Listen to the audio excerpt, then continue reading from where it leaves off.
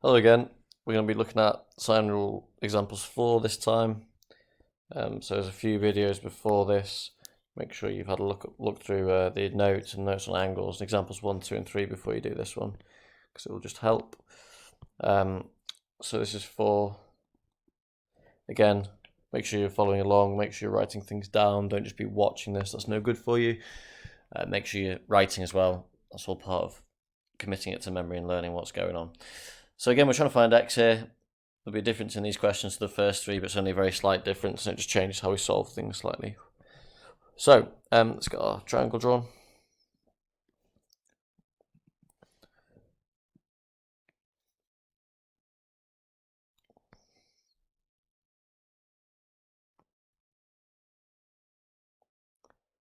So non-right angle triangle. Can't get this bit right. I'll have to do. So here's our non-right angle triangle. A, B, and C are your vertices. We can have x here, 11.6 centimeters on this side, and then 46 here. Remember, it's not to scale before any of you shout and say, oh, it doesn't look like 46 degrees. So it's not to scale. So here's our triangle. So we're going to use sine rule to solve this. Again, clues for sine rule, indicators are if you've got this angle on its opposite side. So here we've got the angle at C and the side opposite that tends to mean that sine rule's going to be a really good way forwards. So sine rule is as follows. So A over sine A. Sorry, the pen keeps going bolder. A over sine A equals B over sine B equals C over sine C. So this is what we used in 1 to 3. But if you've seen the video on angles, which you can find as well on my channel, then you'll know that we can rearrange it. So we can write this rather than doing that. That's for lengths. Instead, we can actually rearrange this, or we can remember this for angles.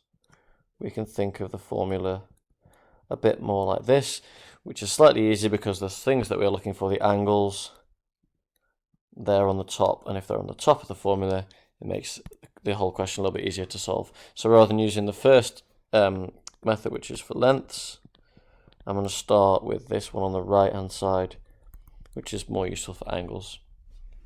Okay, so let's write that down. So sine A over A equals sine B over B equals sine C over C. Again, in this question, we've got A and the side opposite it. We've got C and the side opposite C. So B, we don't really have anything for. We don't have this angle, we don't have this length. So it's not going to help us in this question. So I can kind of rule out this one and just use the other one. So I can just use sine A over A. In fact, I'll just write it next to it, equals sine C over C. First thing to do is to label your triangle. We label it exactly the same way as if we're finding lengths. So opposite our uppercase letter, capital A, we always label lowercase a. So opposite capital A, lowercase a. Hopefully getting used to this now. Opposite angle B, I know we don't have it, we're not interested in B, we've said that, but this would be little b. And opposite our capital C, we always have little c, lowercase c. And then we can sub into our formula.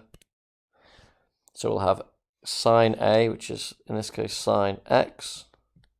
Remember, the capital A represents the angle at A, which is x, over little a, which is the length opposite that, so that's 11.6 as we've labelled, equals sine C, which is sine 46. So the angle at C over little c, which represents the length. Again, we've got it all labelled, so it should be nice and straightforward to see where those things have come from. To solve this, we want to get the sine x on its own, because that's where the unknown is.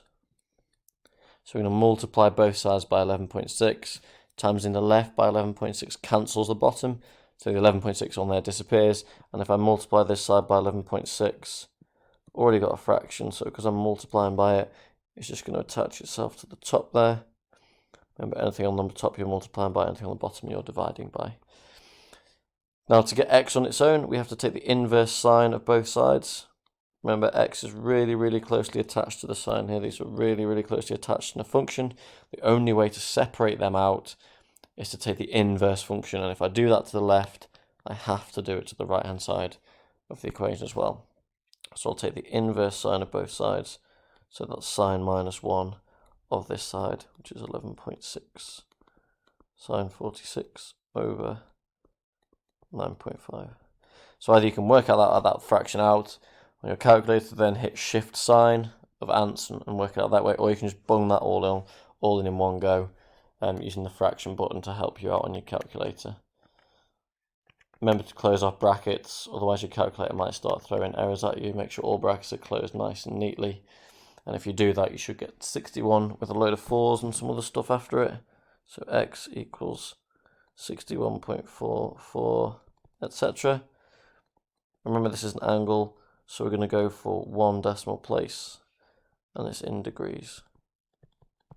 And that's how we find an angle using sine. Very, very similar to finding lengths, but we just use this slightly different format of the formula, which is this one up here, so that it's already slightly rearranged. Label the triangle the same way, sub in exactly the same kind of fashion, and then how we solve from here onwards is just getting the x by itself. Remember, the last thing we do is take the inverse sine of both sides, which happens right at the very end. Thank you.